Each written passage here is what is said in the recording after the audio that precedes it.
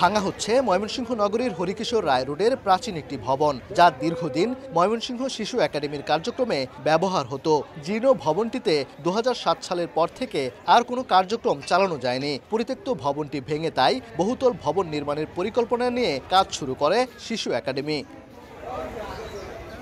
এই বাড়িটি সত্যজিৎ রায়ের পূর্বপুরুষের দাবি করে প্রত্নতত্ত্ব অধিদপ্তরের এক মাঠ কর্মীর সম্প্রতি গণমাধ্যমে বক্তব্য দেয়া ও এ নিয়ে সংবাদ প্রকাশ হলে তৈরি হয় বিভ্রান্তি।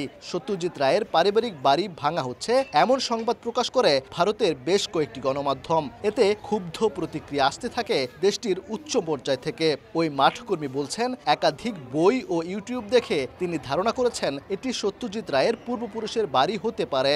ময়মনসিংহ অঞ্চল ঐতিহাসিক নিদর্শন দর্জি আব্দুল ওহাব রচিত বইয়ে লেখা আছে যে হরিকিশোর রায় রোডে সত্যজিৎ রায়ের বাড়ি ছিল, সেটা কয়েক বছর পূর্বে ভেঙে ফেলা হয় এবং ওই বাড়িটি থেকে বর্তমান যে স্থাপনা ভেঙে ফেলা হচ্ছে সেটা খুবই নিকটে। গবেষকরা বলছেন, নগরের হরিকিশোর রায় রোডে এটি ছিল সত্যজিৎ রায়ের পূর্বপুরুষ উপেন্দ্র কিশোর রায়ের বাড়ি, যেখানে বহু আগেই উঠেছে 14 তলা ভবন। আর যেটি ভাঙা হচ্ছে সেটি ছিল রণদা প্রসাদ সাহা নামে এক ব্যক্তির জরাজীর্ণ বাড়ি।